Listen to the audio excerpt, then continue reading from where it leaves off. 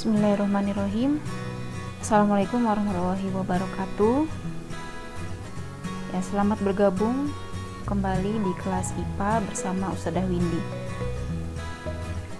Baik, kali ini Ustadzah akan menyampaikan materi tentang sistem organisasi kehidupan.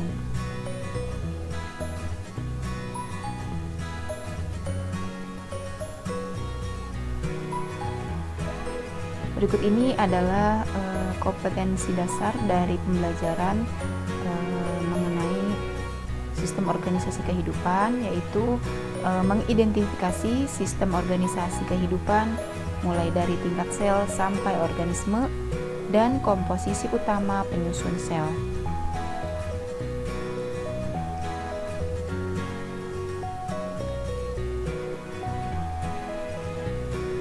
Berikut ini adalah ilmuwan yang menemukan sel untuk pertama kalinya.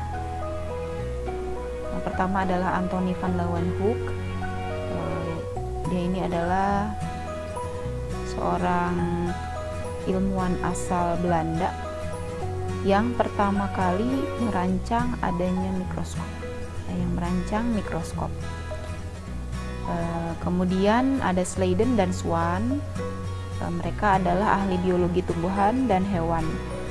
Mereka menemukan teori bahwa semua makhluk hidup, baik hewan ataupun tumbuhan, tersusun dari sel. Nah, berdasarkan pengamatan mereka menyimpulkan bahwa sel merupakan unit terkecil penyusun organisme. Kemudian ini adalah Robert Hooke, ya, ini Robert Hooke. Nah, Robert Hooke ini mengamati sayatan gabus dengan menggunakan mikroskop sederhana dan melihat di bawah mikroskop, ya, melihat adanya ruang kecil yang berderet. Nah, ruang kecil ini dia namakan sel, gitu ya. Nah, irisan gabus ini dari apa ya? Irisan gabus ini dari batang tumbuhan, seperti batang singkong, ya, tengah-tengahnya itu seperti gabus.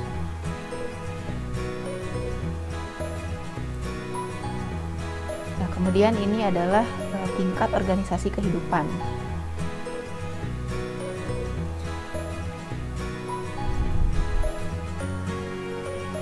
Jadi pada dasarnya tubuh makhluk hidup ini terdiri dari organisasi.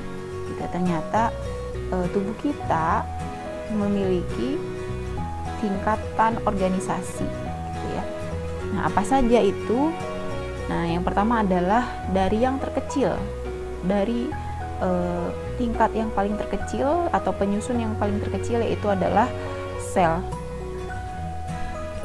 Nah, sel ini akan terus membelah, ya, dan berkembang hingga mempunyai bentuk, struktur, dan fungsi yang khusus. Nah, sel-sel yang berkembang ini akan kemudian membentuk jaringan. Nah, jaringan-jaringan ini akan membentuk organ. Kemudian organ ini, kumpulan organ akan membentuk sistem organ. Dan seluruh sistem organ ini akan membentuk organisme atau individu. Gitu ya.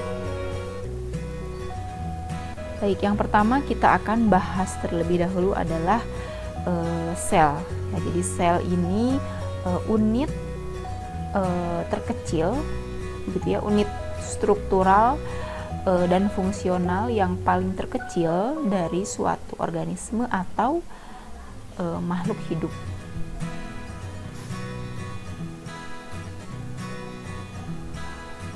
Nah, ini berdasarkan membran inti sel, ya. Jenis sel ini ada dua macam. Yang pertama adalah sel prokaryotik dan sel eukariotik. Nah, apa itu sel prokariotik? Contohnya adalah sel bakteri.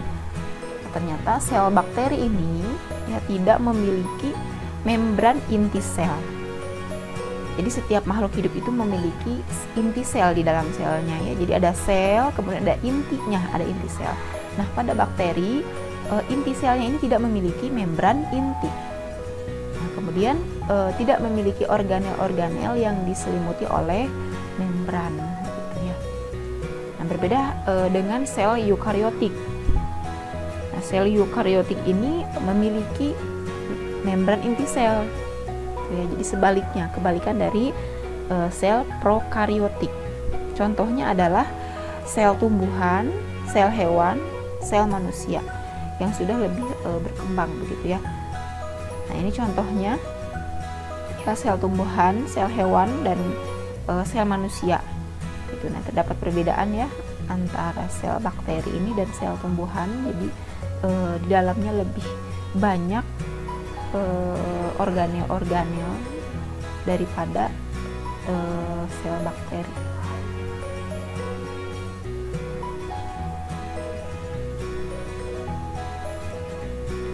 Nah, kemudian komposisi utama penyusun sel.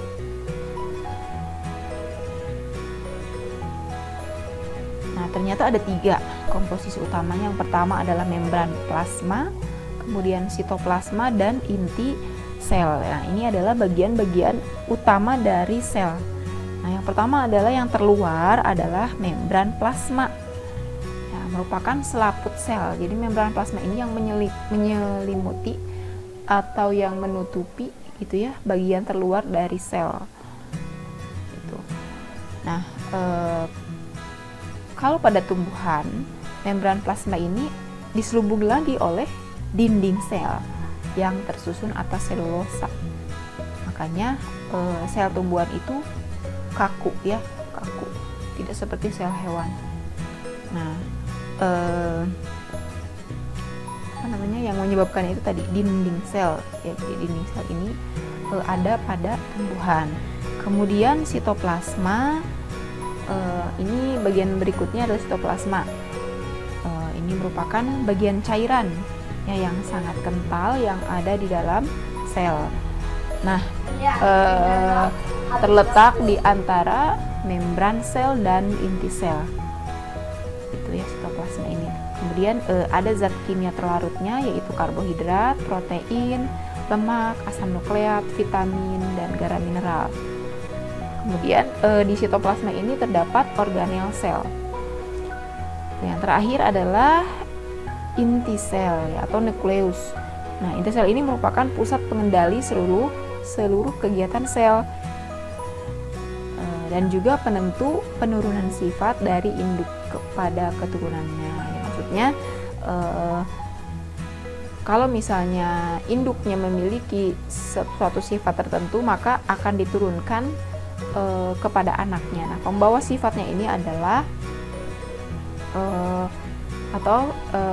pembawa sifat dari induknya ini ya, penurunan sifatnya ini ditentukan oleh inti sel itu. Nah, ibarat begini ya, ibarat akuarium ya. Di dalam akuarium, nah, sebuah akuarium ini dindingnya berupa kaca ya, kemudian di dalam akuarium ada air, dan di dalam akuarium juga selain air ada benda-benda lainnya seperti ikan atau pasir atau batu-batu atau tumbuhan-tumbuhan hias begitu ya. Nah, sel itu bisa diibaratkan sebagai akuarium, satu akuarium ya. Satu sel itu bisa diibaratkan satu akuarium. Nah, dinding dari akuarium ini bisa diumpamakan sebagai dinding selnya atau membran plasmanya. Nah, kemudian sitoplasma ini adalah air ya, ibaratkan kalau di akuarium ini air yang ada di dalamnya ya, berupa cairan yang kental tadi ya. Nah, kemudian ada lagi yang namanya organel sel. Nah, organel sel ini kalau di akuarium tadi ibaratkan benda-benda yang ada di dalamnya seperti ikannya, batunya, kemudian tumbuhan hiasnya begitu ya. Nah, itu organel yang ada di dalam sel bisa diibaratkan seperti benda-benda tadi. Nah, kemudian ada inti sel. gitu ya. Inti sel itu seperti misalnya apa yang mengendalikannya begitu ya. Nah, begitu juga dengan sel. Jadi di dalam sel itu ada cairannya, ada lapisannya, kemudian ada organelnya ya, organel sel atau benda-benda atau penyusun-penyusun begitu ya, yang ada di dalam sel gitu. Nah, organel sel ini juga bertugas masing-masing, yang memiliki tugasnya masing-masing. Ada yang sebagai pencerna sel begitu ya, pencernaan dalam sel, pembentukan protein, sebagai tempat menyimpan cadangan makanan gitu ya. Jadi organel sel ini memiliki fungsi masing-masing gitu ya. Ya, baik, kita lanjutkan. Nah, seperti di gambar bisa dilihat ya, ini adalah satu sel dari satu sel hewan. Nah, ini adalah organel selnya gitu ya. Nah, sedangkan yang warna biru ini adalah cairan selnya ya, atau sitoplasma. Nah, berikut ini adalah sel tumbuhan dan sel hewan ya. Bisa dilihat dari bentuknya ya, dari bentuknya saja sudah terlihat sangat berbeda ya. Nah, kalau organelnya itu ada yang sama ya, lebih sebagian besarnya sama, tapi ada beberapa sel organel sel tumbuhan dan sel hewan itu ada yang berbeda ya. Kita bisa lihat dari ini ya, bentuk terluarnya. Kalau sel tumbuhan itu ada dinding sel ya, dinding sel yang kemudian ada membran sel.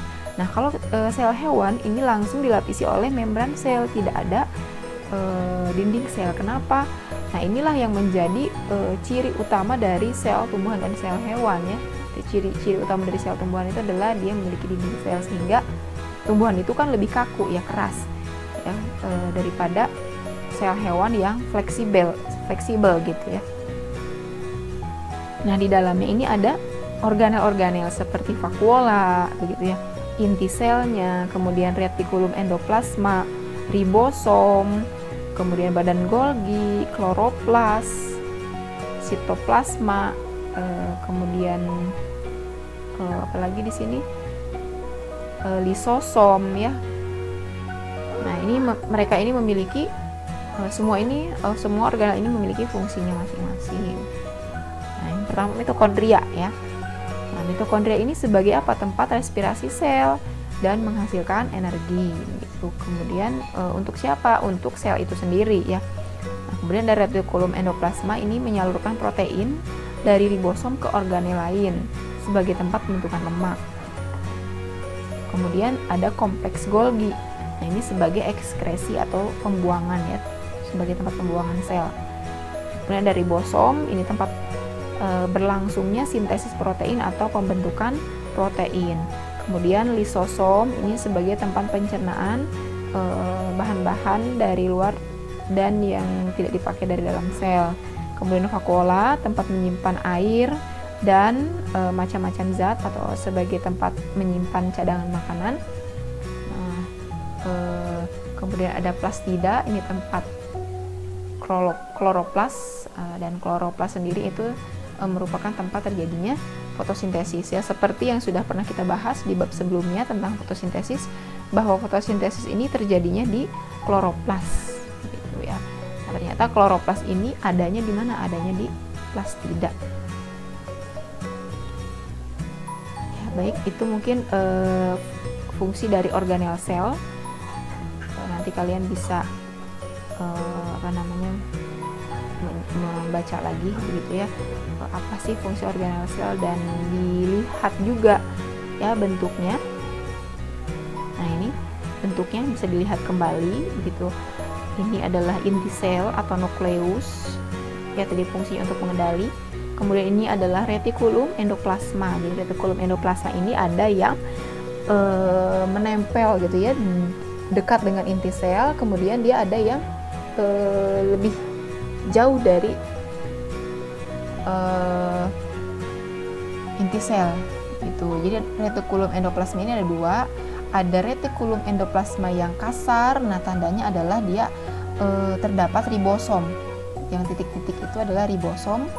Jadi retikulum endoplasma kasar ini ditandai dengan adanya ribosom yang menempel gitu ya di retikulum endoplasmanya.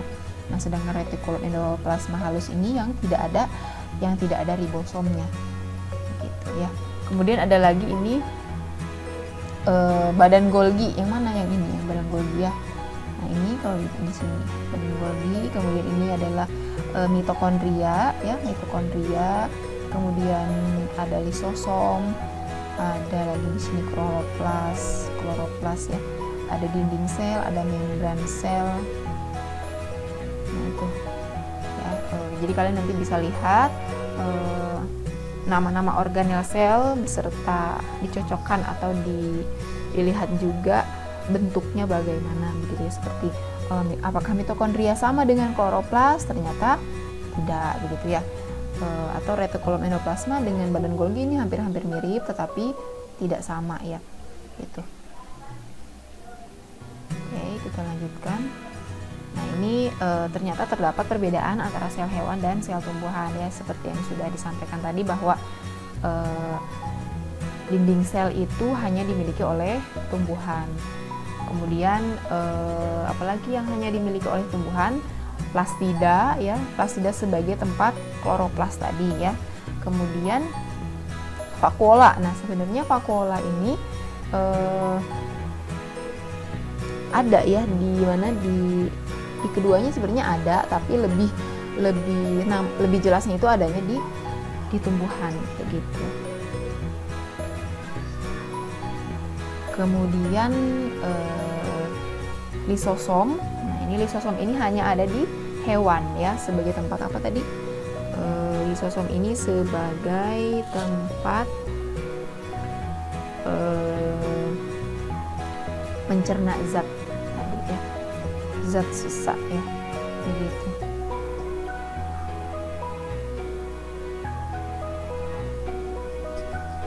Oke, mungkin itu tentang perbedaan antara sel hewan dan sel tumbuhan. Nah, yang paling utamanya itu yang paling membedakan itu adalah dinding sel, kemudian plastida ya, dan lisosom. Nah, tiga itu, dinding sel dan plastida atau kloroplas ya, adanya hanya pada sel tumbuhan. Nah, sedangkan lisosom ini hanya ada pada sel hewan. Tuh. Ya, baik. Mungkin itu saja yang dapat saya sudah sampaikan. Apabila ada pertanyaan, boleh kalian kirimkan pesan kepada Ustadzah. Silahkan selama menyimak kembali video ini, dan silahkan dibuka juga, dibaca juga referensi dari buku yang lainnya. Baik, Ustadzah ucapkan terima kasih atas perhatiannya. Assalamualaikum warahmatullahi wabarakatuh.